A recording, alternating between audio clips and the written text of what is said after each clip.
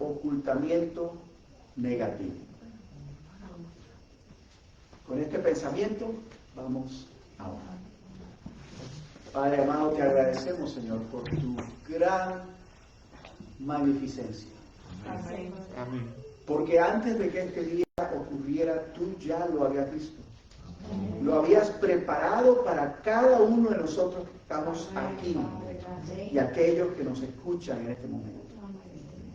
Tú has abierto las puertas para que podamos estar en este lugar libres, bajo tu protección, bajo tu cuidado, bajo tu dirección y bajo tu vista, Padre. Señor nuestro, te agradecemos porque sentimos tu presencia en medio nuestro. Has escuchado nuestra oración y ahora te pedimos, Padre, que te quedes con nosotros. Que tu Santo Espíritu, Señor, toque cada uno de nuestros sentidos.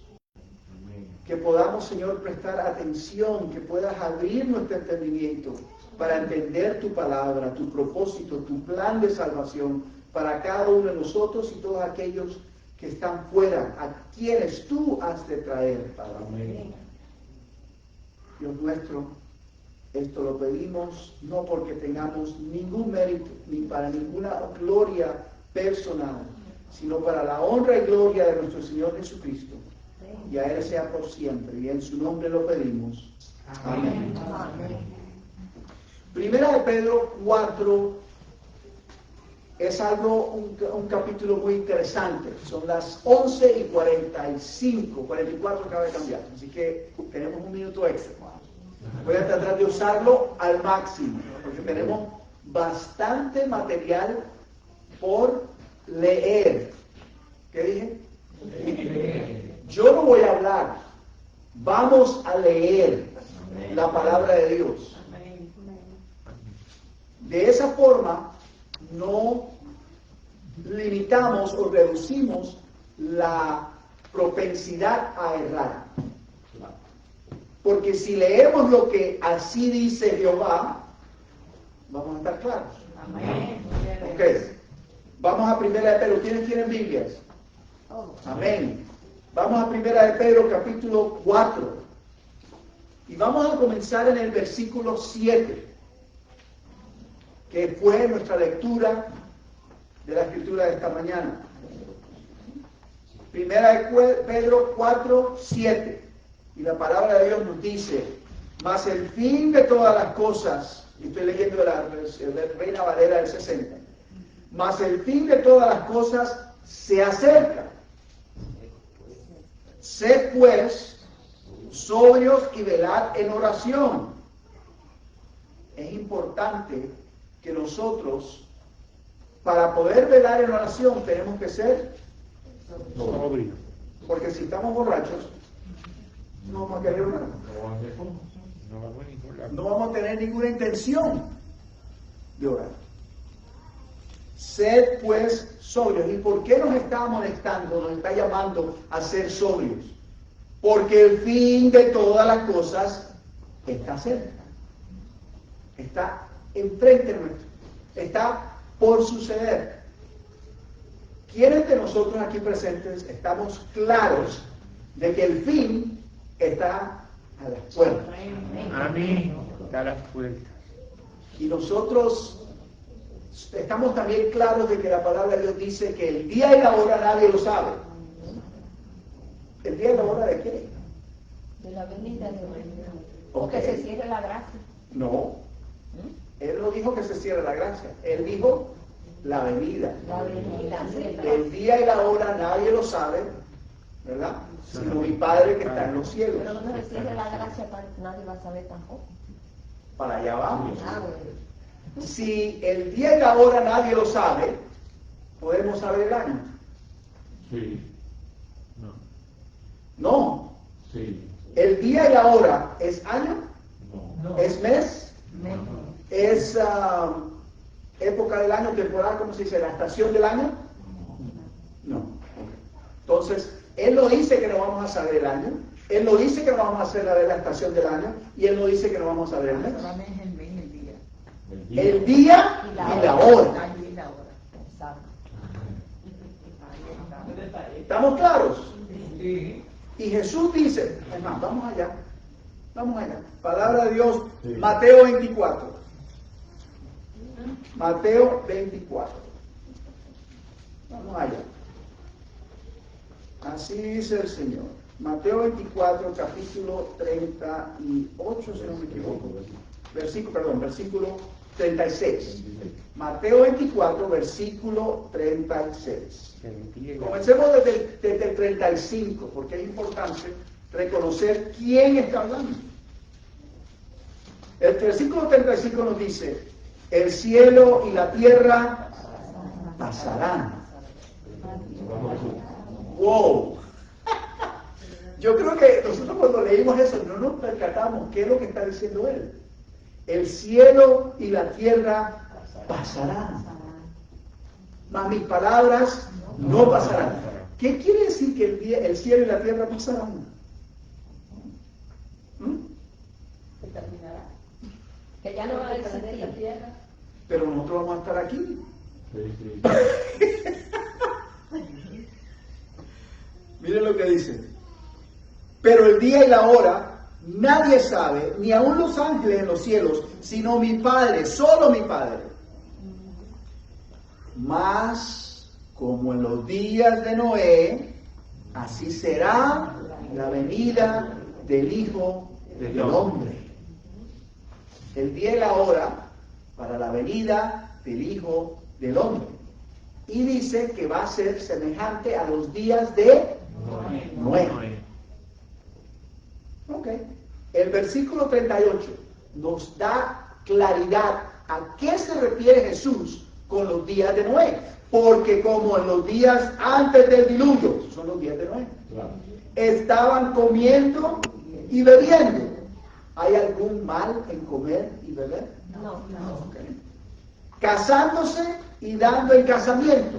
¿Quién instituyó el matrimonio? Entonces tampoco hay nada de malo en eso. Hasta el día en que Noé entró en el arca. Wow, ok. Si comer y beber no es nada de malo, y casarse tampoco es nada de malo. ¿Qué nos está diciendo este versículo? Que estaban viviendo su vida corrientemente. Como está pasando ahora en este momento, el mundo está en los carros ya dividiendo, todo el mundo está dando vueltas, está saliendo. A las 3 de la mañana esto estaba vacío, no había nadie, todo el mundo estaba durmiendo. Pero ahora está todo el mundo corriendo, haciendo sus vueltas, enfocados en lo que están haciendo, comiendo, bebiendo, algunos están teniendo un matrimonio por allá, está todo normal, ¿no? Sí. Vamos a Génesis capítulo 7, versículo 1. Génesis capítulo 7, versículo 1. Y esto nos lleva a los días de Noé. Es más, específicamente, hasta como dice el versículo 24 de Mateo, dice, hasta el día en que Noé entró en el arca. Este es el día en que Noé entró en el arca. Miren lo que dice la palabra de Dios. Dijo luego Jehová a Noé. ¿Quién le dijo a Noé? Jehová le habló a Noé y le dijo, entra tú y toda tu casa en el arca. Dios le dio el mandato a Noé que entrara en el arca. Porque a ti he visto justo delante de mí en esta generación. Saltemos entonces versículo 4. Porque aún pasados 7 días, yo haré llover sobre la tierra 40 días y 40 noches y raeré sobre la faz de la tierra todo ser viviente que hice. Entonces, si Noé es indicado por Dios, o enviado, mandado por Dios a que entre en el arca, ese es el día de Noé, que Noé entró en el arca. Y Dios le dice a Noé, después de 7 días, traeré lluvia y destruiré todo. Versículo 5, e hizo Noé conforme a todo lo que Jehová le mandó. Entonces, era Noé de 600 años cuando el diluvio de las aguas vino sobre la tierra. ¿Qué podemos aprender de esta experiencia que acabamos de leer? Que Noé entra en el arca y después de 7 días cae el diluvio. Entonces, Dios es el que le manda a Noé a que entre en el arca. Noé obedece y entra en el arca. El arca tenía que haber estado construido para que Noé pudiera entrar en el arca. Porque si Noé no hubiera terminado, porque Noé fue el que hizo el arca con su familia, ¿no? Y los que lo ayudaron.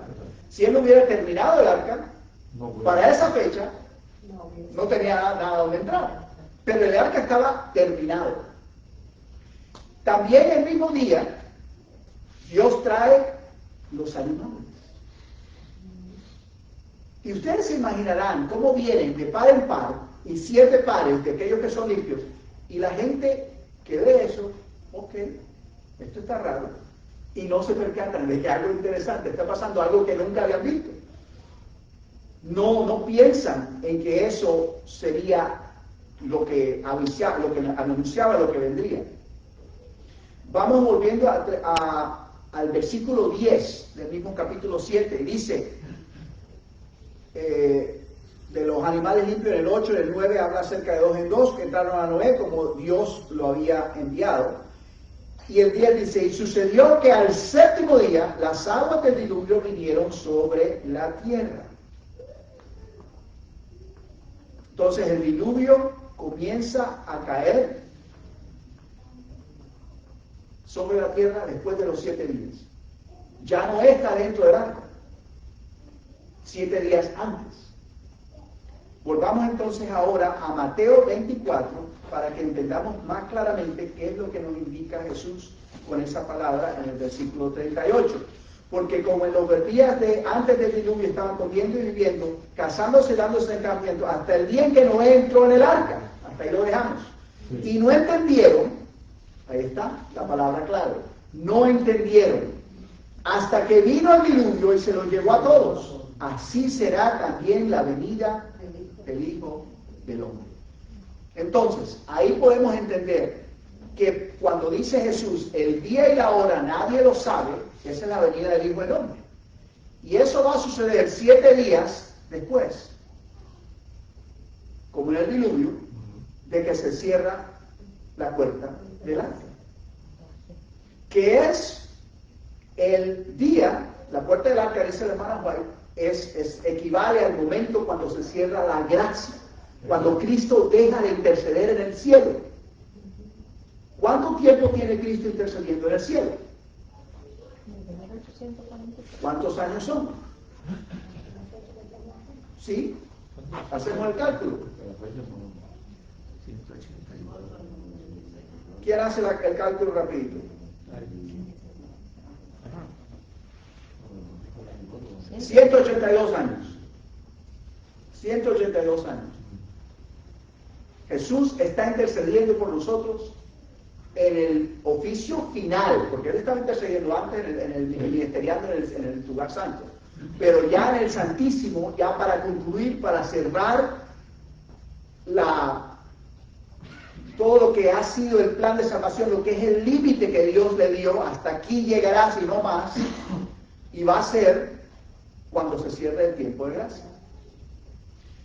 Interesante notar que ¿sabemos cuándo se cierra el tiempo de gracia? Sí y no. Ustedes dos están en lo correcto. Pero ¿cómo pueden estar los dos correctos si uno dice sí y no? Contradictorio. El tiempo de gracia se cierra ¿cuándo? Cuando tiren la ley dominica. No. Cuando Dios sale del lugar santísimo. Cuando la maldad. Cuando veamos las humillaciones de la hora. Estamos mirando tan lejos que nos olvidamos de lo que tenemos enfrente. Si yo salgo aquí, tengo un accidente y me muero, se cerró el tiempo de gracia para mí. Sí, cuando morí. Yo no tengo control de cuándo voy a morir. Nadie. ¿Quién de nosotros puede decir que me voy a morir en 5 minutos? La gracia se cierra para la persona, para el ser individuo, cuando muere. Y nosotros no podemos controlar cuándo eso sucede. Entonces, no lo sabemos. Ahora, el hermano decía que sí, y él también tiene razón. ¿Por qué? Porque también el tiempo de gracia se cierra cuando Cristo se levanta y cesa la intercesión y sale del lugar santísimo en rumbo a la tierra. Ahora les pregunto yo a ustedes, en el momento el que el tiempo de gracia se cierre en ese momento, cuando ese tiempo de gracia se cierre, puede alguien perderse. ¿Cómo se entiende? Cuando se siente, pues, Que se va a cambiar. Sí. ya está cerrado. Como Noé, los que están en el arca, están adentro, y aunque ellos quieran salir, no pueden, porque Dios fue el que cerró la puerta. Exacto. Un ángel vino y cerró la puerta. Noé no podía cerrar esa puerta, era demasiado grande, inmensa. Y Dios fue el que la cerró. Eso no lo alcanzamos a leer. No. No. Y está ahí mismo en Génesis, en el mismo capítulo, dice que Dios lo cerró. Ahora, qué interesante es esto. Si los que están adentro ya están salvos, cuando se cierre la gracia, ellos no pueden cambiar su posición, su decisión. Ya han tomado decisiones. Los que están afuera tampoco se pueden Tampoco salvar. puede cambiar ya. Ya para ese momento, cuando la gracia se cierre, ya los mártires no van a tener ningún tipo de efecto, porque nadie más se puede salvar. Los mártires van a tener efecto antes del cierre del tiempo de gracia. El abuelo de Noé murió antes de que Dios sellara a Noé en el arca, Matusalén, cuyo nombre decía, cuando él muera, entonces. Ese era el significado de Matusalén. Cuando él muera, entonces. Nadie sabía qué era lo que eso significa. Entonces, ¿qué? No decía. Ahí lo dejaba. Pero sabemos ahora, mirando hacia atrás, que cuando Matusalén murió, vino el diluvio. El Señor va a poner a muchos de nosotros a dormir antes del cierre del tiempo de gracia. Y podemos preguntar, ¿por qué? Leamos lo que dice Daniel en el capítulo 11, en los versículos 30, comenzamos desde el 33 hasta el 35. Daniel capítulo 11, versículos 33 al 35. Anoten, tomen nota, subrayen y pónganlo para meditación continua durante este sábado. Dice el versículo 33, los sabios del pueblo instruirán a muchos. Eso es lo que está pasando aquí hoy. No me considero sabio, pero tengo algún entendimiento y es lo que el Señor nos ha dado para compartir. Entonces, y por algunos días caerán a espada y a fuego y en cautividad y despojo. Y en su caída serán ayudados de pequeño socorro. Muchos se juntarán a ellos con lisonjas. Y también algunos de los sabios caerán para ser depurados. ¿Cuál es el propósito por el cual Dios los pone a dormir? Para ser depurados, para ser limpiados, para ser emblanquecidos, para salvarnos. Eso es todo. Y dice, hasta el tiempo determinado. Ahora, esto tuvo cumplimiento durante los 1260 años después del papado, del reinado del papado, ¿ok? Eso sucedió y hubieron mártires y eso se cumplió hasta que el tiempo llegó y eso fue en 1844 donde terminó 1978 y después en el 44 que llegó el gran chasco, la experiencia del gran chasco. Pero esto, y eso fueron día por año simbólico, te lo he dado, ¿no? Se cumplió en forma simbólica ese tipo. Pero ahora se va a cumplir de nuevo en forma literal. 1260 días, 3 años y medio que estamos hablando esta mañana. Y esto, durante esos 3 años y medio, muchos van a morir. Ya sea por persecución, o por catástrofe, o por cualquier cosa, el Señor en su sabiduría los va a poner a dormir. Ahora, pregunto yo, ¿quiénes de nosotros estamos listos para morir? Nadie. ¿Quiénes de nosotros quieren morir?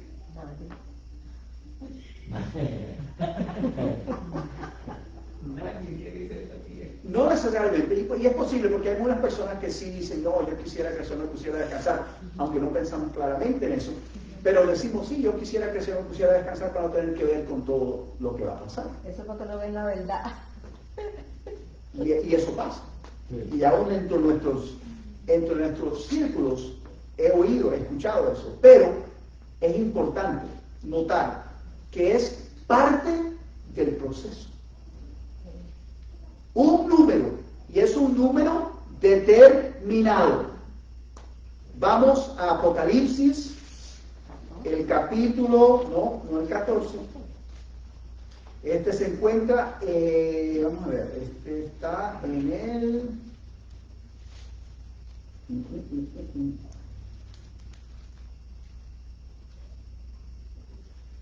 si no me equivoco es el 8. 8 o 9.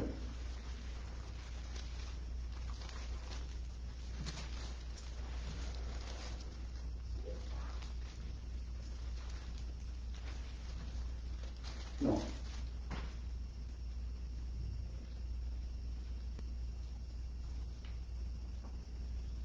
Es el primer ay.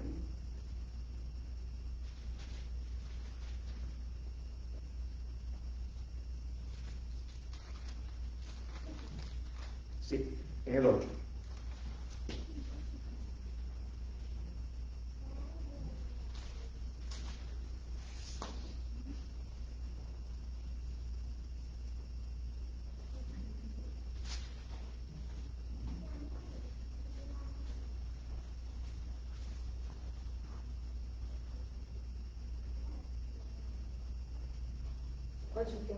No, no es el 8, es el 9. Pero,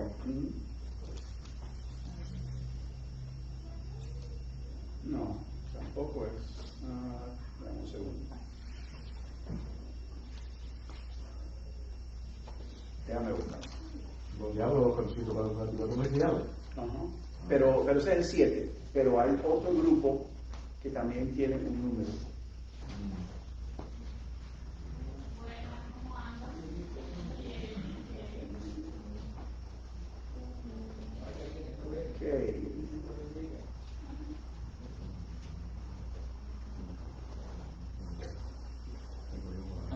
Esto se encuentra en Apocalipsis 6. Mil disculpas. Es que estoy en una Biblia que no tengo mis notas en español. Y este es el Apocalipsis 6, capítulo 6, versículo 11.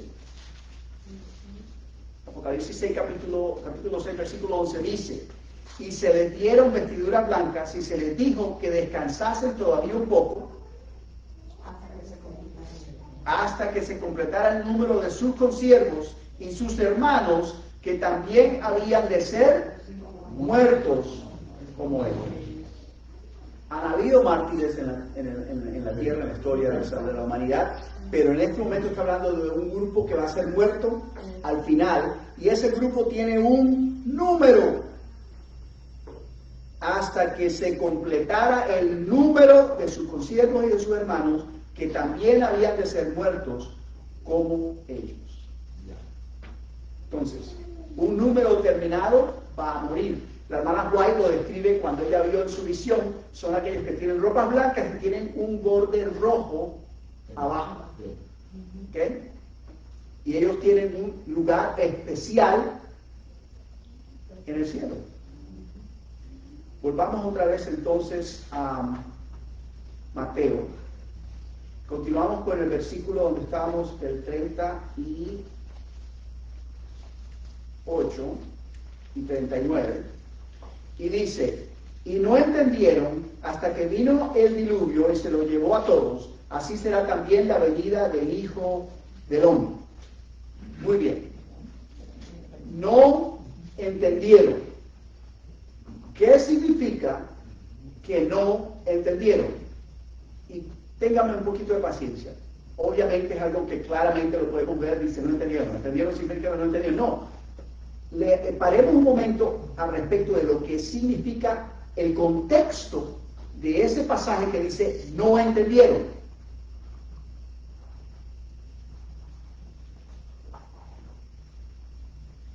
Porque como en los días de Noé, en los días del diluvio, estaban comiendo, viviendo, casándose y dándose en casamiento.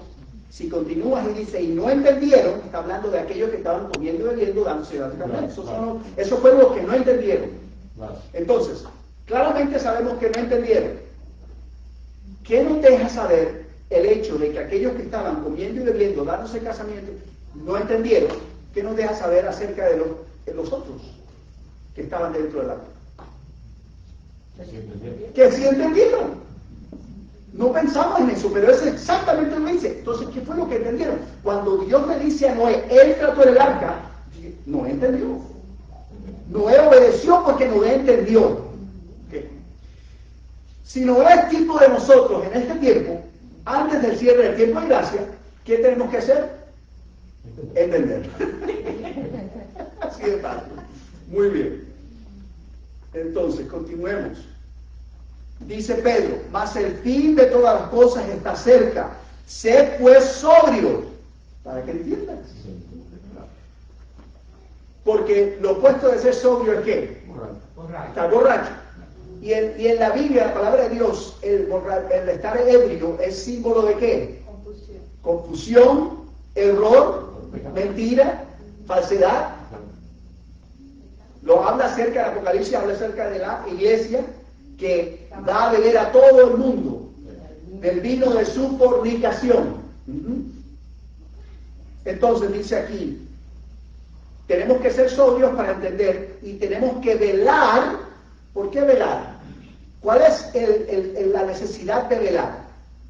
Porque no sabemos el día ni la hora. No sabemos el día y la hora. Entonces tenemos que estar despiertos, mirando, despiertos, no durmiéndonos. Alerta. Y no solamente velando, no solamente alerta, en oración. Ahora yo les pregunto, ¿no es esto lo que hizo Jesús antes de su crucifixión? Le pidió a los discípulos, estar aquí, orar conmigo, velar y orar conmigo. ¿Y qué pasó con ellos? No le quiero. Les entró un sueño pesadísimo. ¿Y por qué habrán tenido ese sueño pesado? Acaban de comer. Acaban de comer, acaban de salir de la cena. Y si se llenaron demasiado, ¿ah? Cristo les pregunta, ¿no podéis velar conmigo una hora? Mi alma está compungida hasta la muerte. Y estaban con él, eran su apoyo. Ninguno de ellos, ni uno solo. Estaba solo. Y Jesús, ¿qué hizo él? Él sí veló. Velar y orar, ¿por qué? ¿Para qué? Para que no caigáis en tentación, porque de entrar vamos a entrar todos. Todos vamos a ser tentados, todos vamos a ser probados. Es más, este proceso es una prueba. La diferencia es aquellos que pasan la prueba y aquellos que no pasan la prueba. Entonces, el Señor nos está diciendo que hemos de velar para que podamos pasar la prueba. En oración. Y ante todo, y este es el versículo que nos da la conexión con lo que estábamos estudiando esta mañana, que el hermano nos estaba leyendo en la escuela sabática. Ante todo, tened entre vosotros ferviente amor. ¿Qué es ferviente amor? Porque no dice, ante todo, tened entre vosotros amor. Dice ferviente amor. Ferviente es un adjetivo que nos indica qué tipo, qué clase o qué nivel o qué temperatura de amor hemos de tener. ¿Qué es ferviente? Amor apasionado. Hermano, yo te amo. No. Hermano. Es diferente. El Señor nos está llamando a tener entre nosotros ferviente amor. ¿Por qué? Porque el amor cubrirá multitud de pecados. Y aquí entramos en el mensaje. ¿Qué es lo que cubre la multitud o el pecado? El amor. ¿Ok? Pero la pregunta del mensaje es ¿quién? Un poquito diferente. ¿Quién? Pero aquí es ¿qué? Porque el amor es un Don del Espíritu Santo. Un don del Espíritu Santo, un fruto del Espíritu Santo, es un verbo, es una acción, es una decisión. Les prometo o les propongo que el amor es una persona y se llama Cristo. Amén. ¿Cómo sabemos que el amor es Cristo o que Cristo es la máxima expresión de amor? Comencemos. Dios, príncipe de todo el universo, hablando de este planeta, comparado en uno de 9 o 8, en este sistema solar, que es una estrella, el Sol es una estrella, una entre 300 o 400 billones con B grande de estrellas en esta galaxia que se llama la Vía Láctea. En ese montón de estrellas, me imagino que hay muchas otras que tendrán planetas con vida. La probabilidad es muy alta. Sí. Pero vamos a decir que solamente que no haya ninguna en esta galaxia sino nosotros, que es probable. Porque una de las formas como el Señor impide que los ángeles caídos y todos vuelvan otra vez es el espacio, la imposibilidad de que ellos puedan atravesar físicamente eso. Esta galaxia es una de cientos de billones de galaxias que hemos podido observar con nuestros limitados equipos. Y cada una de esas galaxias tiene millones y millones y millones de estrellas. Y Él es creador y dueño de todo eso. Puede estar presente al mismo tiempo en cada uno de esos lugares. Omnipresencia es una propiedad de Dios, Padre, Hijo y Espíritu Santo. Y Él deja eso para hacerse semejante a una criatura, uno de nosotros, solamente con el propósito de poder morir en lugar de esa criatura, para salvar a esa criatura. Y les digo una cosa, Él no va a volver a tener la omnipresencia. Él está atado a un solo cuerpo y de ahí no vuelve otra vez atrás. Eso se llama sacrificio. No hemos ni siquiera llegado hasta la muerte. Antes de eso, Dios nos está demostrando su amor. Él mismo, Jesucristo, nos está demostrando su amor al dejar todo eso atrás por amor tuyo y por amor a mí.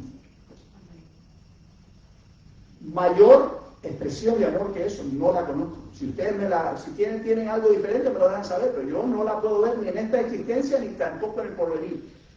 El Señor nos ha demostrado, Cristo mismo es la mayor expresión de amor. Y por eso es que el amor cubrirá multitud de pecados. Ese mensaje nos da a nosotros, debería llenarnos de confianza, de esperanza, de fe. Multitud de pecados no quiere decir muchos pecados. ¿Cuál es la diferencia entre una multitud y muchos? Muchas personas pueden ser 100, 50, 1000. Y una multitud, millones. Y por ahí para arriba. Entonces, multitud de pecados. ¿Cuántas veces perdonaré a mi hermano? Le preguntó Pedro a Jesús. Y dice, 70, ¿hasta 7 veces 7? Y dijo, no, hasta 70 veces 7. Y podríamos decir que Jesús le dijo a Pedro que eso era un límite. Pero multipliquen 70 veces por 7 y van a encontrar que el número es 490. Que es exactamente el tiempo que se le determinó de gracia al pueblo judío. Y lo vemos en Daniel capítulo 9.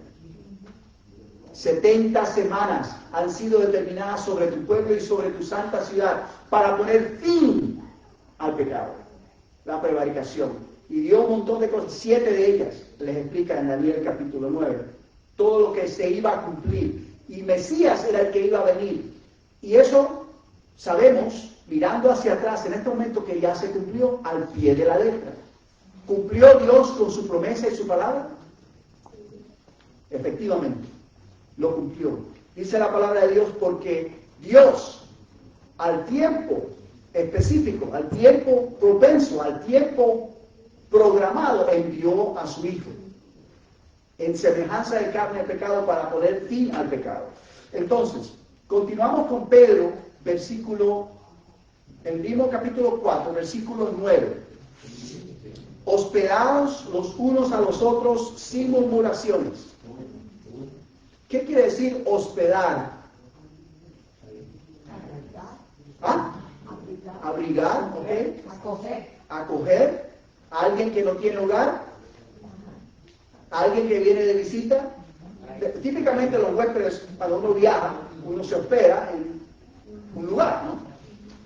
Como cuando Jesús fue a nacer, ellos buscaron dónde hospedarse, pero no había dónde hospedarse. Tuvieron que ponerse en un establo. Pero aquí nos está diciendo que nosotros nos está llamando a hospedarnos los unos a los otros. ¿No les parece interesante que en el contexto del fin de todas las cosas está llamándonos a hospedarnos unos a otros? Quiere decir que van a haber muchas personas sin hogar. Van a haber muchas personas que van a perder su hogar. Vamos a vivir en grupo. O vamos a, exactamente, vamos a vivir donde no vamos a tener propiedad nuestra.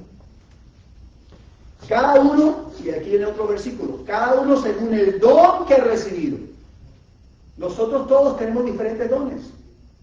¿Se acuerdan la parábola de los talentos? A uno le dio 1, a otro le dio 2 y a otro le dio 3 o 5. ¿Verdad? El que le dio 5 lo multiplicó y trajo 10.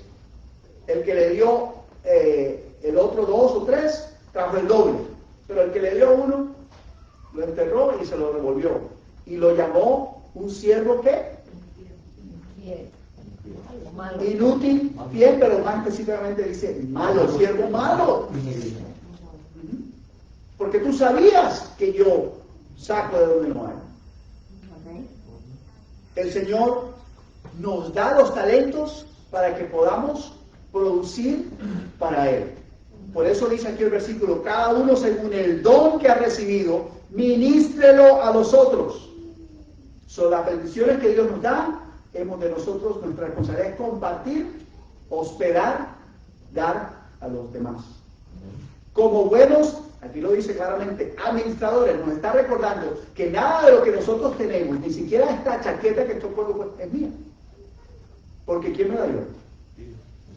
No, pero Dios no me la compró. Yo fui a la tienda y la compré yo mismo con mi dinero, que me lo gané con mi trabajo y el sudor de mi frente.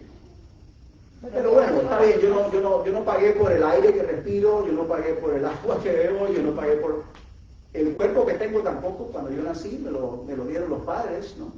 ¿Y quién se lo dio a ellos? Hasta Adán, Dios. Entonces, Dios es dueño de todo. Pero nosotros somos solamente administradores. Es por eso que el buen administrador cuida de lo que su Señor le ha dado.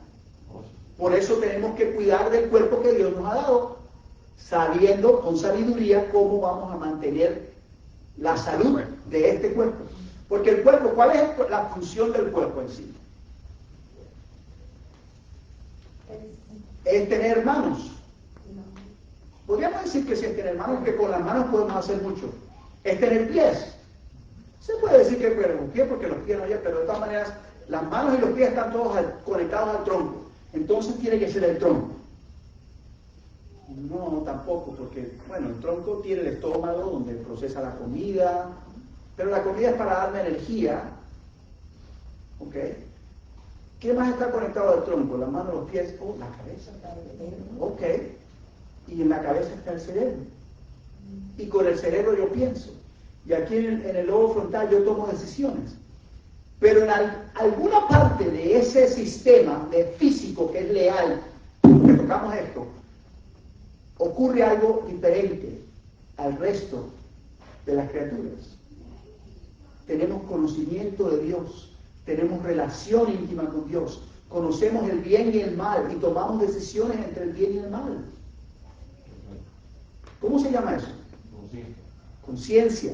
Podríamos decir también que eso se considera el carácter. Y es algo que no se puede definir físicamente, pero está corriendo en este sistema.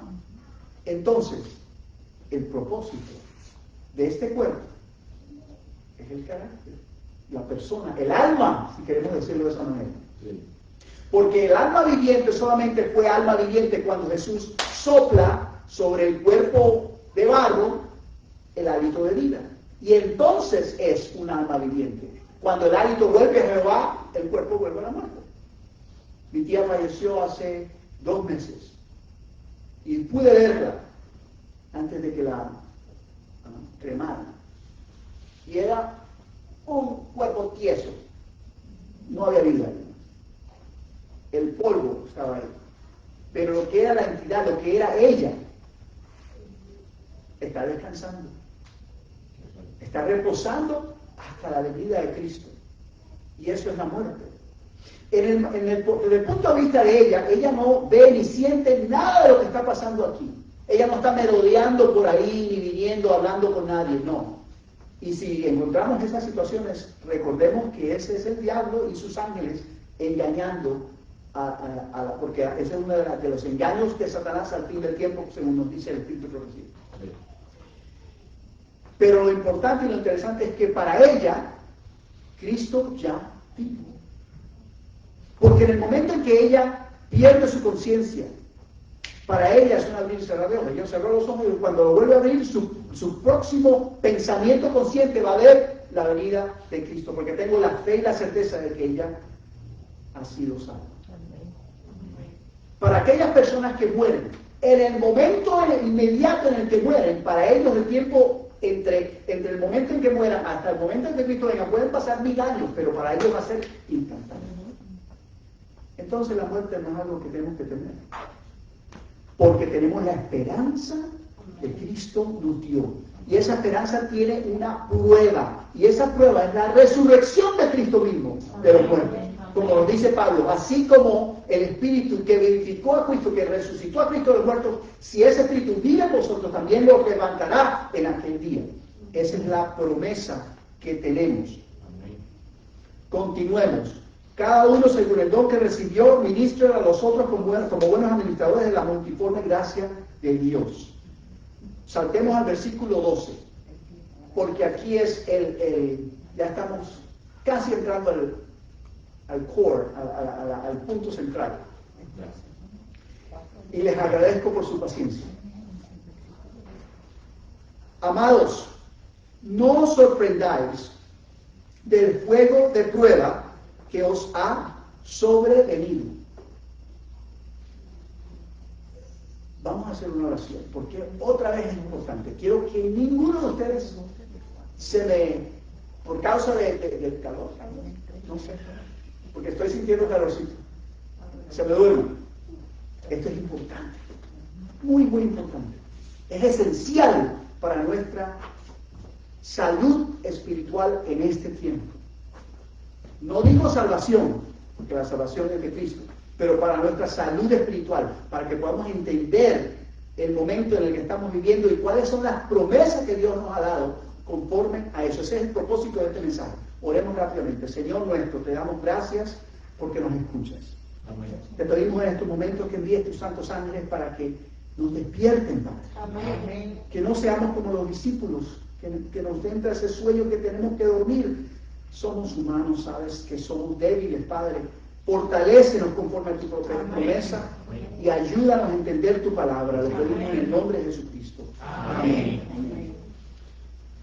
Amados, no os sorprendáis. Si Él nos dice no os sorprendáis, ¿es por qué? Porque están sorprendidos. Nos estamos sorprendiendo. Pablo nos está escribiendo a nosotros. Él no sabía que nos estaba escribiendo a nosotros. O tal vez sí lo sabía. Esto es profecía. Pablo nos está escribiendo para nuestro tiempo. Él no está escribiendo para el tiempo. Esto es para nuestro tiempo. Muchas de las cosas que si leemos con claridad, nada de eso estaba pasando en el tiempo de él. Entonces, miremos bien esto. No os sorprendáis el fuego de prueba que os ha sobrevenido.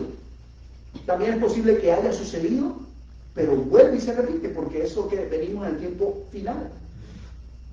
No os sorprendáis del fuego de prueba que os ha sobrevenido. Él nos está diciendo, y miren la conjetura de las palabras. No os sorprendáis por la prueba que os ha sobrevenido. ¿Eso es lo que dice? No. ¿Qué dice? No os sorprendáis por el fuego. ¿Qué es el fuego?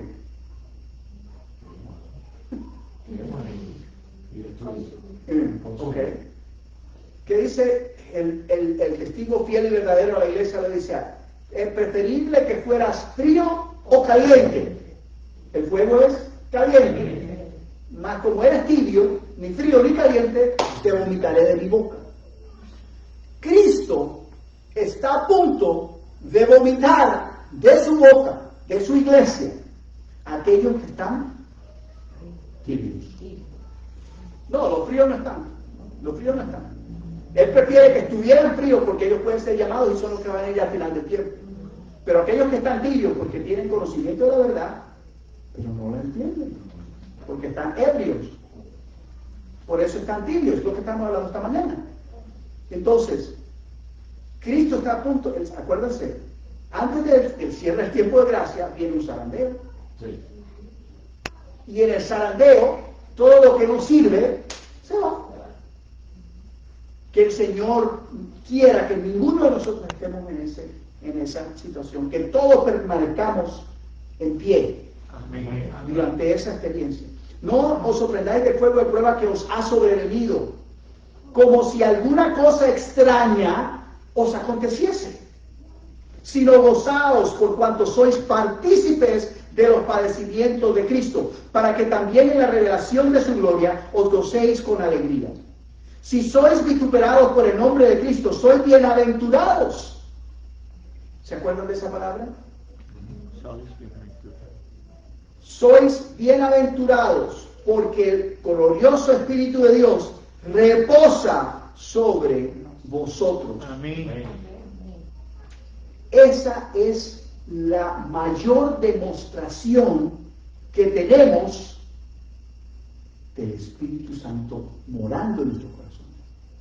Cuando somos vituperados en el nombre de Cristo, cuando somos perseguidos en el nombre de Jesús.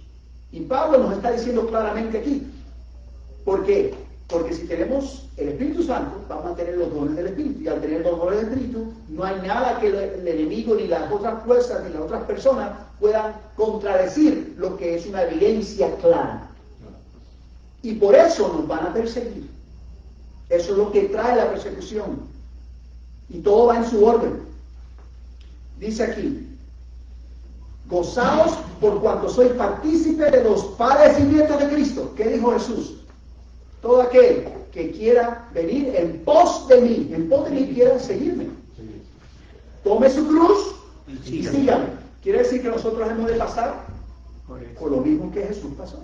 Entonces por eso no debemos de estar sorprendidos, porque si nos llamamos cristianos, aquellos que son como Cristo, semejantes a Cristo, vamos a pasar por lo mismo. Es claro. Si sois vituperados por el nombre de Cristo, sois bienaventurados, porque el glorioso Espíritu de Dios reposa sobre vosotros. Es una promesa increíble. Ciertamente de parte de ellos, Él es blasfemado, pero por vosotros es glorificado. Versículo 15. Así que ninguno de vosotros padezca como homicida, ladrón, malhechor, o por entremeterse en lo ajeno. O sea, no sea chismoso. Es interesante que dice homicida, malhechor, ladrón, o sea, son cosas pesadas. Y después dice chismoso. O sea, ¿qué quiere decir? Que los chismosos son iguales a los homicidas, malhechores y ladrones. Así que, hermanitos, dejemos el chisme. Eso no nos corresponde para nada. Entonces, vamos a saltar hasta el versículo 17. Aquí está. Aquí llegamos, ya estamos a tiempo. Han pasado 45 minutos. Me quedan 45 más, perdón, no voy a llegar a la vez. Pero miren, versículo 17 de 1 de Pedro capítulo 4. Porque es tiempo de que el juicio comience por la casa de Dios. ¿Por qué qué? Es tiempo. Dios determinó el tiempo. Dios tiene marcados los tiempos. David le dijo a Jesús: mis tiempos te pertenecen a ti. Él es el único que sabe nuestros tiempos. Cuándo voy a dormir, cuándo voy a descansar, cuándo voy a morir. Solo sabe Él nomás. Pero los tiempos que Él determinó sobre el plan de salvación, esos tiempos nos los ha marcado claramente. ¿Dónde marcó Dios sus tiempos? Amén. En el santuario, claramente. Y en el santuario, aparte, acuérdense, Dios nos dio, o le dio a Moisés, 7 fiestas. De esas fiestas, 5 se han cumplido. ¿Cuáles son las 5? La Pascua, que fue cuando él murió, el pan sin levadura, que fue cuando él tuvo la cena con los discípulos. La primicia cuando él resucitó, con la que resucitaron con él y él fue al cielo. Pentecostés cuando el Espíritu Santo desciende sobre su pueblo. Las trompetas. Las trompetas se han cumplido, pero no todas. Y el gran chasco se cumplió, pero el gran chasco ya se acabó. Entonces no se ha cumplido. Si el día de la expiación no se ha acabado todavía, no se ha cumplido. Estamos en el proceso del cumplimiento del día de la expiación, pero no se ha cumplido. Y la última es los tabernáculos, que es cuando vamos de ir por 7 días al cielo, que ya es lo que viene después de que se cumpla el día de la expiación. Cuando se cierra el día de la expiación, ¿qué era lo que sucedía cuando el día de la expiación terminaba? El sacerdote que estaba intercediendo por el pueblo adentro durante ese tiempo, ellos tenían que estar rodeando el santuario primero que todo y afligiendo sus cuerpos y sus almas, no sus cuerpos, sus almas, afligiendo sus almas por todos los pecados que habían cometido durante ese año, pidiendo perdón y recordando, buscando al Señor, ¿qué se me habrá olvidado? ¿Qué no he pedido perdón por? Eso es semejante al día de la angustia de Jacob. Sí. Pero ya cuando sucede el día de la angustia de Jacob, ya la gracia se ha cerrado. La única diferencia. Cuando el sacerdote salía, después de haber intercedido, él estaba limpiando todos los pecados que habían contaminado el santuario. ¿Por qué? Volvamos otra vez, porque esto es importante, muchas veces lo olvidamos. Esta es la forma como Dios diseñó el plan de salvación para separar de nosotros el pecado. Cada día se hacían 2 sacrificios, uno en la tarde y otro en la mañana. Estábamos hablando ahorita acerca de Elías. Esos sacrificios, cada tarde y mañana, la sangre de esos corderos que morían cada tarde, cada mañana, era rociada y esparcida en el velo. Era puesta en los cuernos del altar del incienso. Era puesta también en el altar de bronce donde el sacrificio estaba. Y la sangre también se vertía. Pero en el santuario, la sangre equivale a qué? Sin derramación de sangre no hay remisión de pecados, ¿no? Entonces, volvamos más atrás. Cuando yo como pecador vengo a confesar mis pecados, pongo mis manos sobre el corderito y confeso mis pecados sobre el corderito. De esa forma, simbólicamente transmitiéndolos al corderito, que es el sacrificio. Ahora ya el pecado no está en mí, está simbólicamente en el cordero. El cordero es degollado en la sangre del cordero, que la sangre es la vida de la persona, del animal. En la sangre está el pecado. Por eso, sin derramamiento de sangre no hay remisión de pecados. La sangre entonces era introducida al santuario y eso contaminaba al santuario cada tarde y cada mañana. Y cada vez que hacían sacrificios. Se acumulaba. ¿Se acuerdan ustedes la última vez que pasaron en una carretera de viaje largo cuando comienzan a oler? ¿Qué es eso? Un animal muerto que tiene 3, 4 días ahí, un perro o cualquier animal, comienza a oler, hiere después de 3 días, eso es sangre. Y esa misma sangre, a eso olía el santuario adentro. Por eso era necesario el altar del incienso, para enmascarar ese olor, para propiamente cubrir ese olor de los que ministraron ahí, pero específicamente, simbólicamente, porque el incienso es un símbolo de Cristo, quien cubre nuestros pecados ante Dios, porque nuestros pecados hieren ante Dios. Pero cuando Dios nos mire a nosotros, no ve a mí, ve a Cristo intercediendo por mí. Porque eres un olor grato. ¿Por qué? Porque Cristo vivió justo, recto, murió sin tener que morir, sin tener culpabilidad. Hasta la muerte se entregó. Ese es un olor grato ante Dios. Y a Él ministrar en nuestro favor. La justicia de Cristo es impartida sobre mí, que lo clamo como mi Salvador personal. Entonces, a eso volvemos. Entonces, en el santuario se acumulaba eso cada tarde y cada mañana por todo el año, 360 días, porque ese era el ciclo de ellos. Y en el final del año, en Yom Kippur, eso era purificado, limpiado el santuario. Ese era el propósito del día de la expiación. que esa sangre, esos pecados simbólicamente que estaban acumulados ahí, eran removidos del santuario, y cuando el sacerdote ya salía después de hacer su trabajo, ponía las manos sobre el cordero que había sido dejado vivo, Azazel, transfería simbólicamente todos los pecados que se habían acumulado en el santuario durante ese año, y entonces ese cordero había suelto vivo en el desierto, y se soltaba allá, y de esa forma entonces dice Jehová, sacaré o quitaré el pecado del medio de mi pueblo. ¿Claro? Hagamos de cuenta que el santuario es como los pulmones, porque en los pulmones nosotros respiramos, traemos oxígeno, y en los capilares hay un intercambio entre el oxígeno y el dióxido de carbono. Cuando yo expiro, boto dióxido de carbono por el intercambio que hubo en los pulmones. De esa forma igual era el santuario para el pueblo de Dios. Sacaba el pecado y nos daba la justicia. El santuario celestial, bajo el cual aquel que le fue dado a Moisés era una copia del verdadero que está en el cielo, es el que actualmente está quitando los pecados, donde quien Jesús está ministrando en favor nuestro.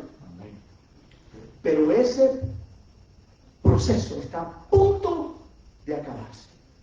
Por eso dice Pedro que es tiempo de que el juicio comience por la casa de Dios. ¿Por qué por la casa de Dios? Porque Dios tiene que santificar un pueblo, el cual le van a ser instrumento para que puedan dar testimonio de Él, así como Él dio testimonio de su Padre cuando estaba aquí en la tierra. Cristo fue uno, murió en la cruz. Él va a tener 144,000 Cristos en el tiempo final que van a dar testimonio a todo el mundo. Y ellos van a aceptar y lo van a ver y se van a salvar, pero van a morir. Porque no pueden pasar por lo que viene después.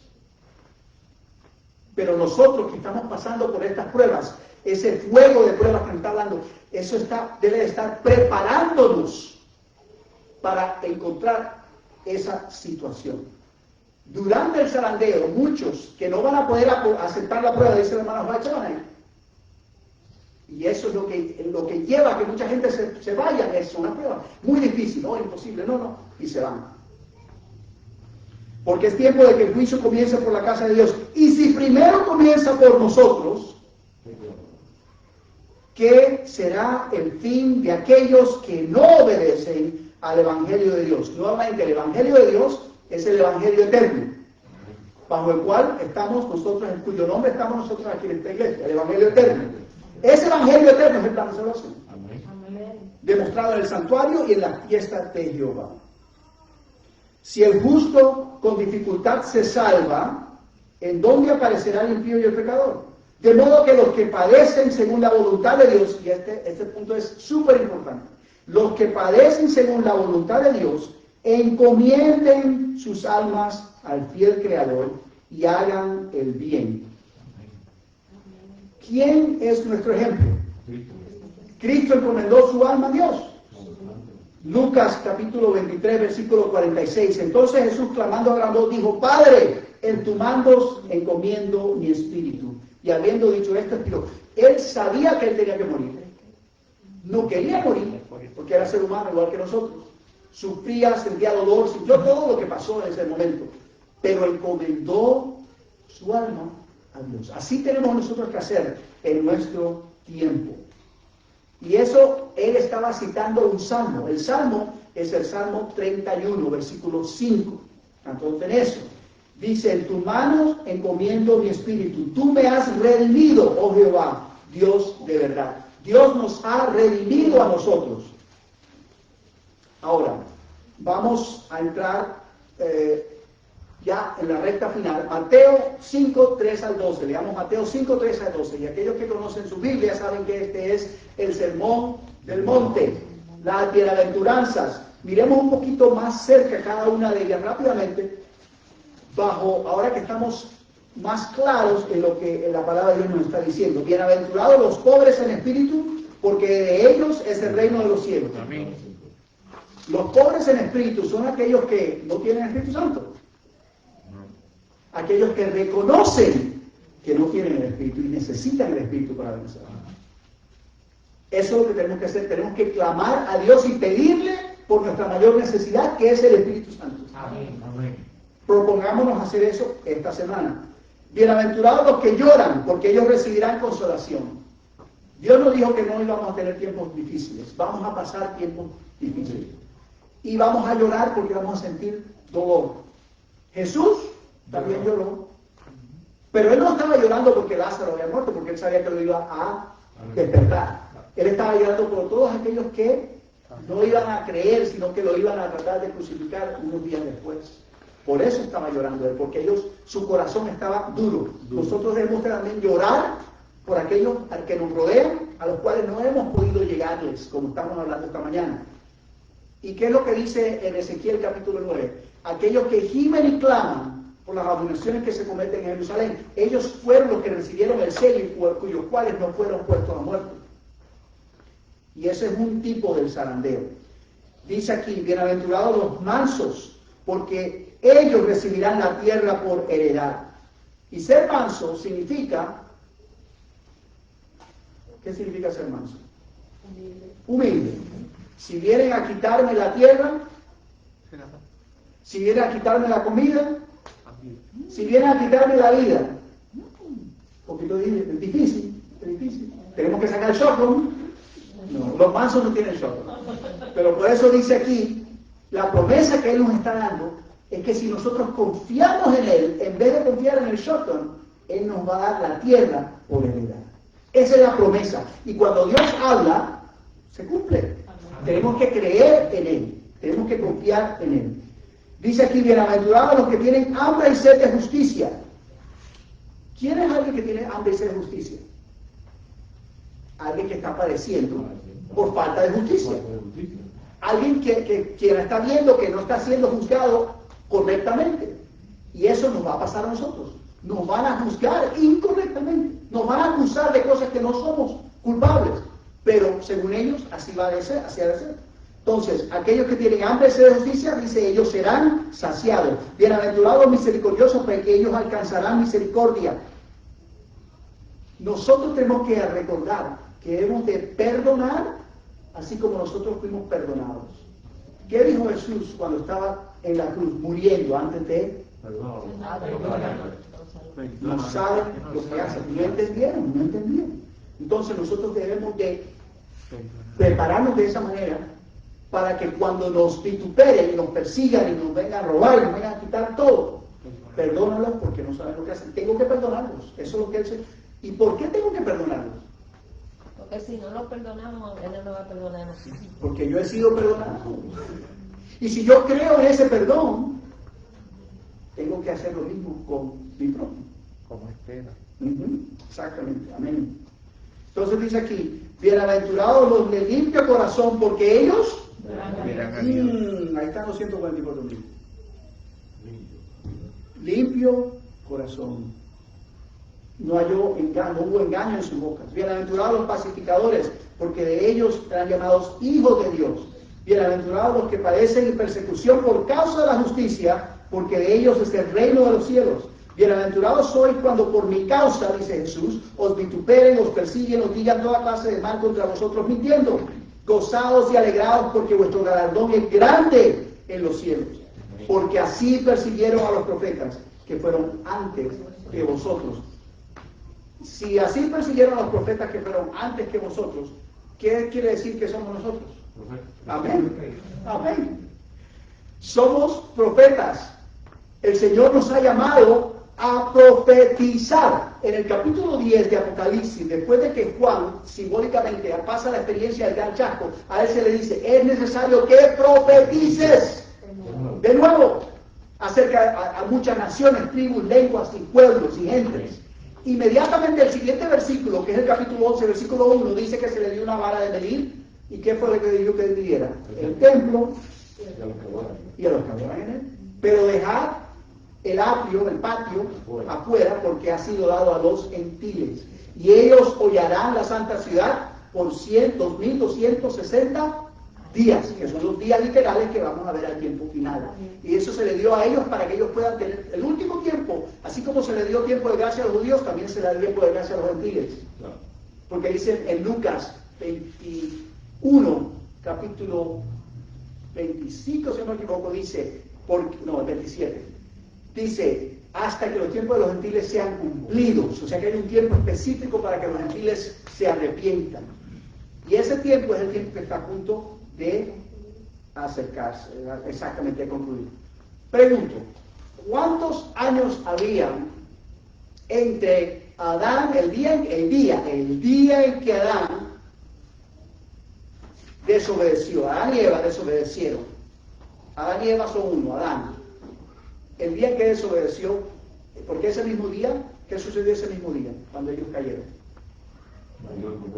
Un cordero murió. Entonces, en el momento en que ese cordero muere, que sabemos que era en la tarde, porque Dios ellos escucharon la voz de Dios en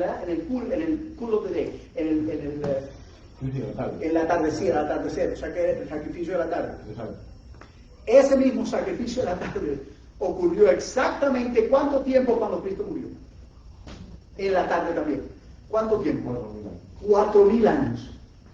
Precisos, sin una hora menos o más. Exacto, porque Dios es un Dios exacto, es un Dios de patrón, es un Dios que Él dice, esto es lo que voy a hacer. Y eso sucede exactamente como Él lo dijo. Amén. A la plenitud. Así como cuando ellos salieron de Egipto en el día preciso, después de que entraron 430 años antes, ese mismo día, así mismo Jesús cumplió con la promesa que se le dio a Adán y Eva 4.000 años después. Si Cristo cumplió 4.000 años desde el pecado, desde el primer sacrificio hasta el sacrificio de Cristo, donde Él pone fin a todos los sacrificios, se cumplen 4.000 años. ¿Qué año fue que Cristo murió? 31. El año 31 de nuestro calendario. De nuestro calendario. ¿Cuántos años tenemos desde ese evento en el 31 hasta nuestros días? Que estamos en el 2027. Perdón, 2026. Correcto. ¿Cuántos años? Tenemos 1900, casi 2.000 años. ¿Cuándo se cumplirán los 2.000 años de la muerte de Jesucristo? 31. En el 2031. ¿No les suena nada de eso? Desde la muerte de Cristo en el 31 de este calendario hasta nuestros días, los 2.000 años se cumplen en el 2031, porque si le suman 2.000 años al 31, 2031 se cumplen los 2.000 años. ¿Cuántos son 2.000 años más 4.000 años? 6.000 años. ¿Cuántos días creó Cristo Dios la tierra? 6 días. Y para Dios, dice Pedro, un año es como un día. Y un día como ayer. Dice, pero más claramente, vamos a Pedro, es el mismo Pedro, vamos allá rápidamente, ya estamos cerrando, pero esto es importante. Primera de Pedro, capítulo 5, no, perdón, ¿dónde está?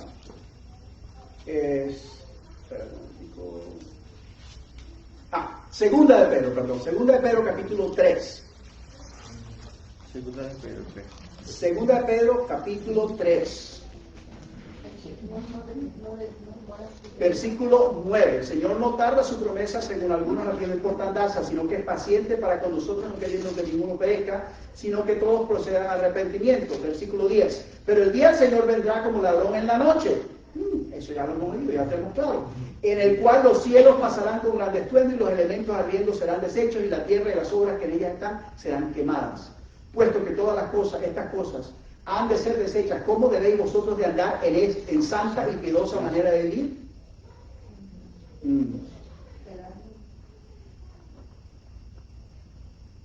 Pero el versículo que estábamos buscando está más adelante.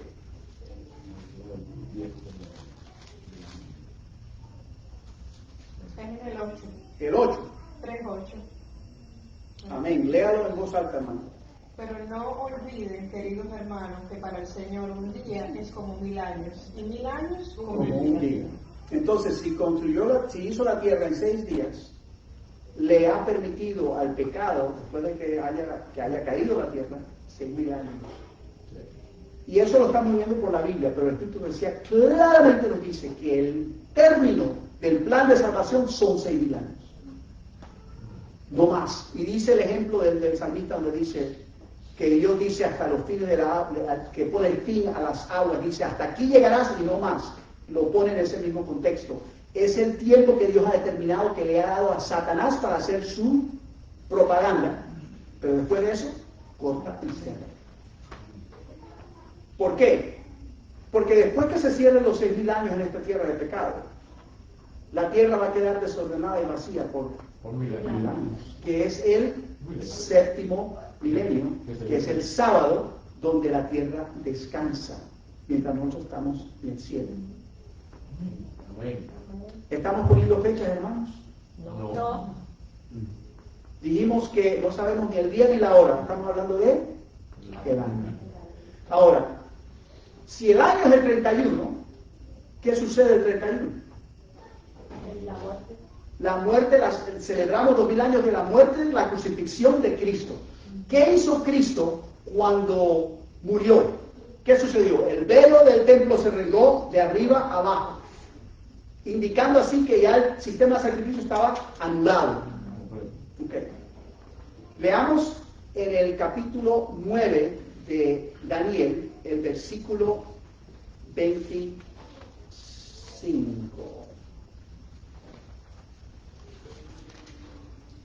Versículo 27, perdón. Daniel capítulo 9, versículo 27. Y esto se ha interpretado de diferentes formas y podemos verlo también desde el punto de vista cuando nos lleva hasta 2844.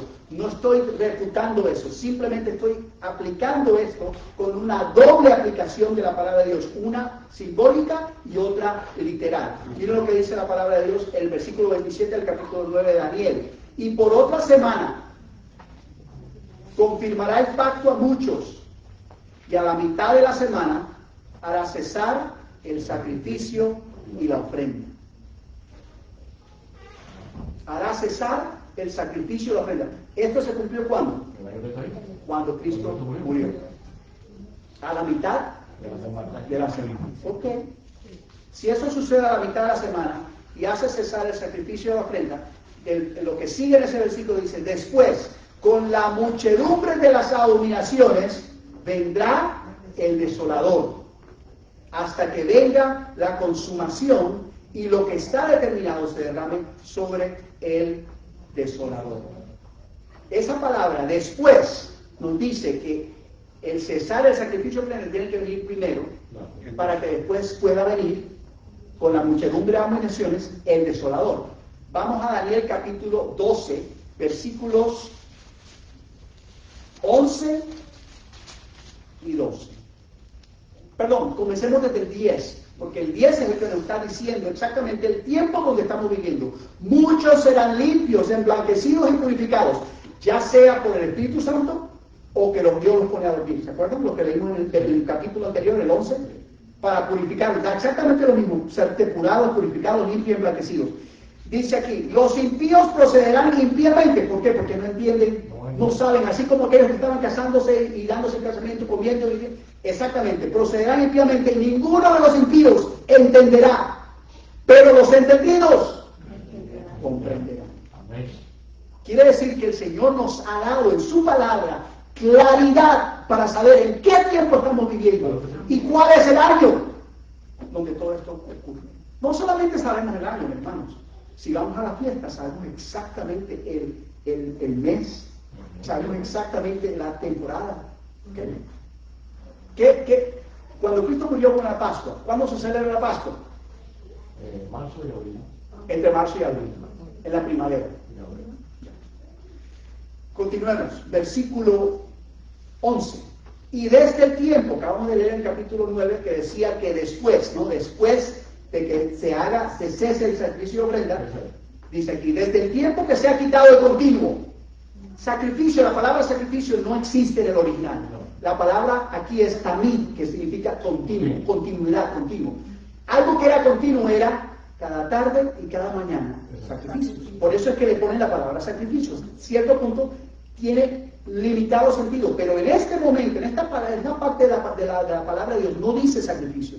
Entonces, el continuo, tarde y mañana. Cristo puso a fin tarde y mañana cuando murió el 31. Sí. Ahora, si Cristo puso a fin tarde y mañana cuando murió el 31, quiere decir que ya no hay sacrificio. Espera. Cristo está intercediendo por nosotros. Si Cristo está intercediendo por nosotros, ya el sacrificio está pagado, ya está hecho, pero Cristo comenzó el ministerio intercesor cuando ascendió al cielo. Entonces, si Cristo está intercediendo desde que muere en la cruz y resucita el tercer día, desde ese momento que él asciende, está intercediendo por nosotros. Por eso fue que se le dio el Espíritu Santo al pueblo, porque él estaba siendo celebrado allá en el cielo como sacerdote. Si él comienza ese ministerio tiene que terminar. Así como él terminó el primer ministerio, va a terminar el segundo, a la mitad de la semana. Por eso dice después, con la muchedumbre de las abominaciones, vendrá el desolador.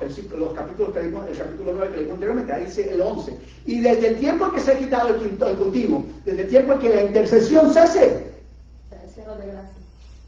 hasta la abominación desoladora, habrá 1290 días.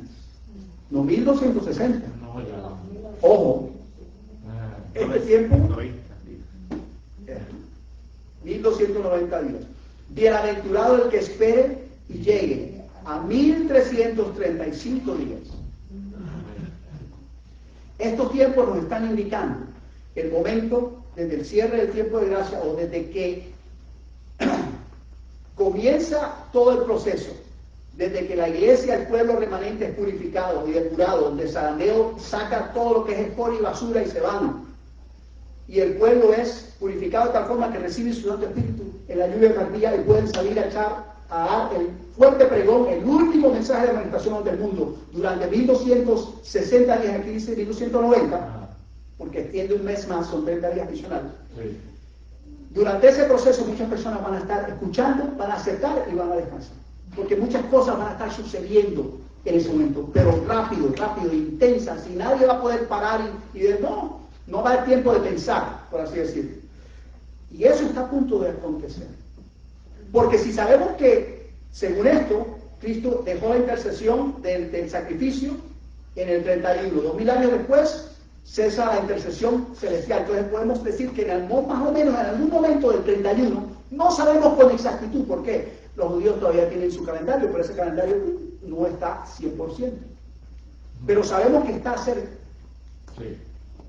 En ese año más o menos podemos esperar algo grande.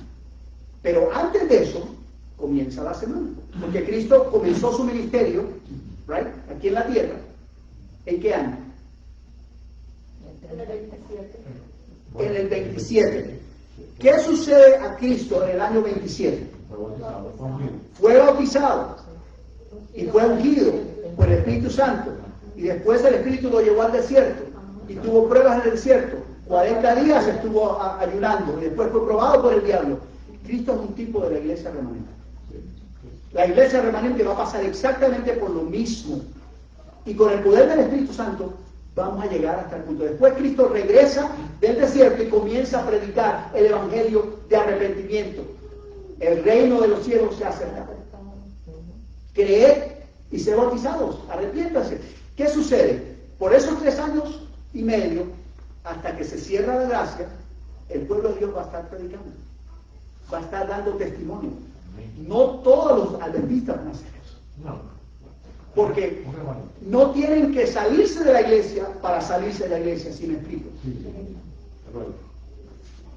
Estamos todos en la iglesia, pero ¿somos todos de Cristo? No. Esa es la diferencia. Solamente aquellos que son de Cristo van a ser utilizados por Cristo. Van a ser llenados de su Espíritu. Y van a poder terminar la labor que nos ha sido encomendada. Me pasé de la hora, me disculpan. Tengo una última promesa para que no vayamos no nos vayamos en luto. Leamos el capítulo 32 de los Salmos. El Salmo, capítulo 32, Salmo 32.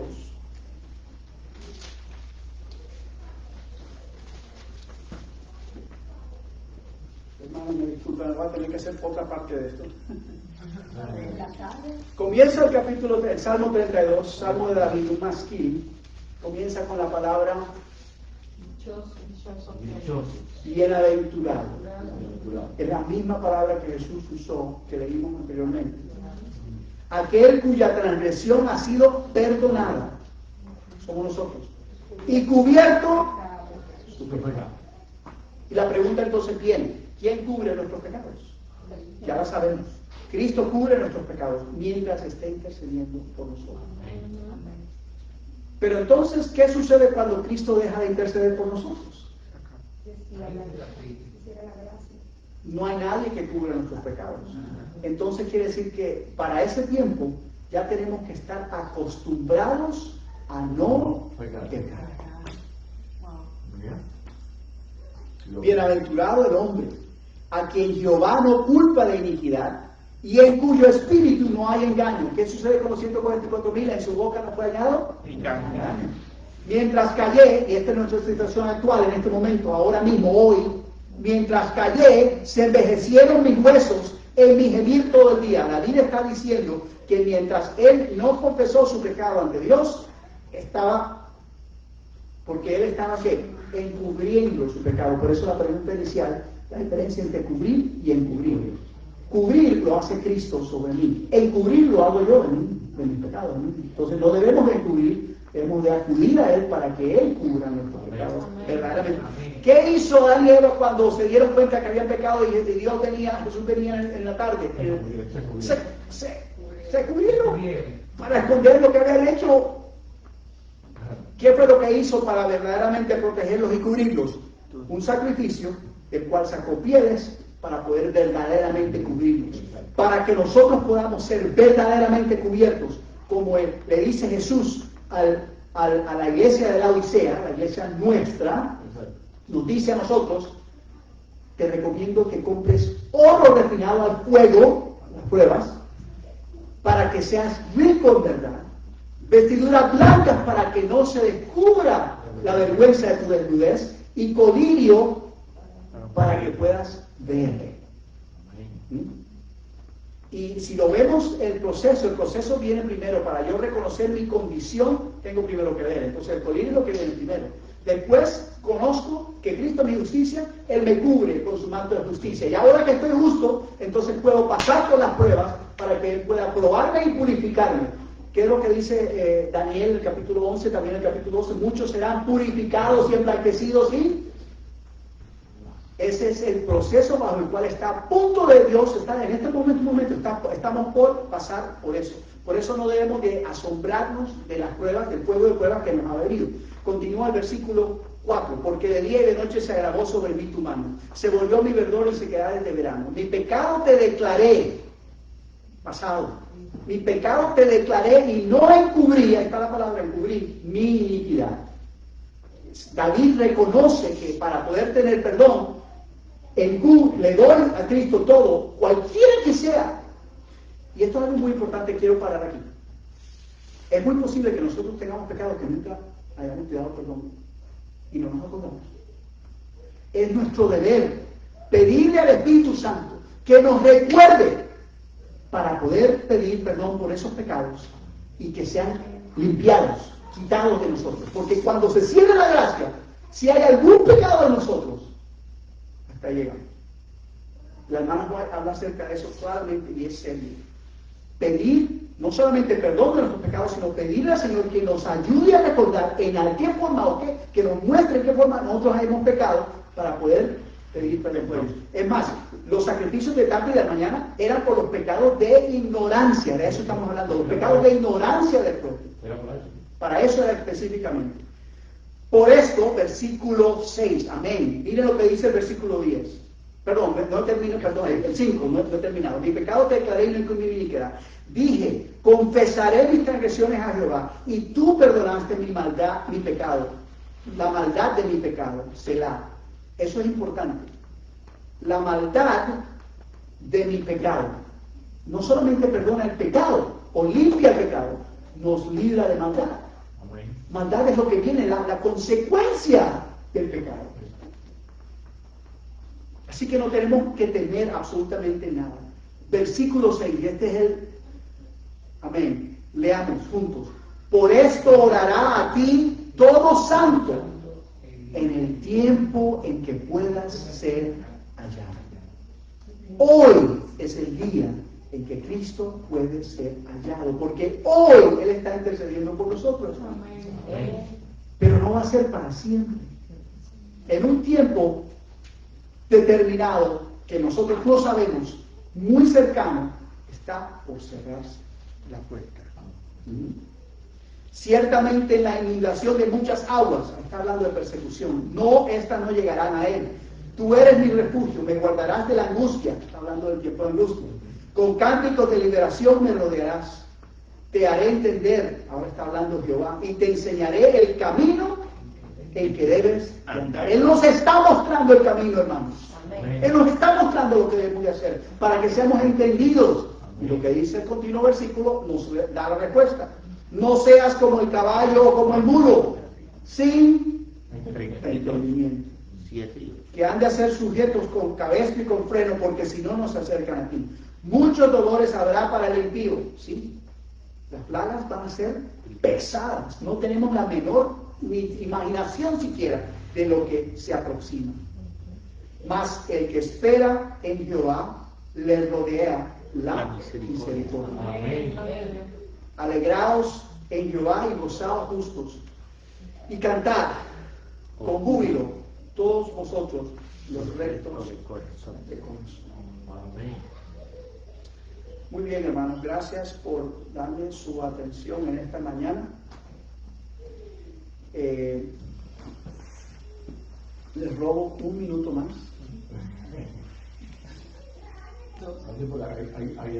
Un minuto más, nada más. Necesito un minuto más para leer 16 versículos sin parar, sin comentario. El que habita al abrigo del Altísimo morará bajo la sombra del Omnipotente. Diré yo a Jehová, esperanza mía y castillo mío, mi Dios, en quien confiaré. Él te librará del lazo del cazador y de la peste destructora. Con sus plumas te cubrirá y debajo de sus alas estarás seguro. Escudo y adarga es su verdad. No temerás el terror nocturno, ni saeta que huele de día, ni pestilencia que ande en la oscuridad, ni de mortandad que en medio del día destruya. Por eso necesitamos shotgun. Caerán a tu lado 1000 y 10.000 a tu diestra, mas a ti no llegarán. Ciertamente con tus ojos mirarás y verás la recompensa de los impíos, porque has puesto a Jehová, que es mi esperanza, al Altísimo por tu habitación. No te sobrevendrá mal, ni plaga tocará tu morada, pues a sus ángeles mandará cerca de ti, que te guarden en todos tus caminos. En las manos te llevarán para que tu pie no tropiece en piedra. Sobre el león, Satanás, y el aspid o el basilisco pisarás. Hollarás al cachorro del león y al dragón. Por cuanto en mí ha puesto su amor, yo también lo libraré. Le pondré en alto por cuanto ha conocido mi nombre. Me invocará y yo le responderé. Con él estaré yo en la angustia. Le libraré y le glorificaré. Lo saciaré de larga vida y le mostraré mi salvación. Amén. Esa es la promesa de Dios, palabra que Él siempre cumple. Y esto es para el tiempo del fin. Eso es para nosotros, sí, correctamente.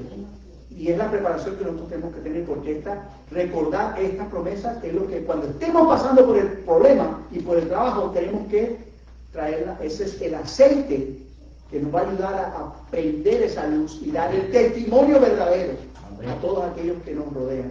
Amén. Una cosa interesante que si leen ese último versículo que leímos, sobre el león y el basilisco pisarás. El león es un símbolo de Satanás. Pisar a Satanás quiere decir, como Jesús fue la promesa que iba a partir, aplastar la cabeza de la serpiente. Asimismo, cuando Cristo murió en la cruz, aplastó la cabeza de la serpiente. Cuando a nosotros nos toque testificar, ya sea con nuestras propias vidas, vamos a aplastar la cabeza de la serpiente. ¿Por qué? porque vamos a tener victoria sobre el pecado. Amén. Y eso es lo que el Señor anhela para nosotros. Hermanos, pongámonos en pie o de rodillas si queremos orar. Vamos a concluir nuestro servicio de esta mañana con una oración. Amén.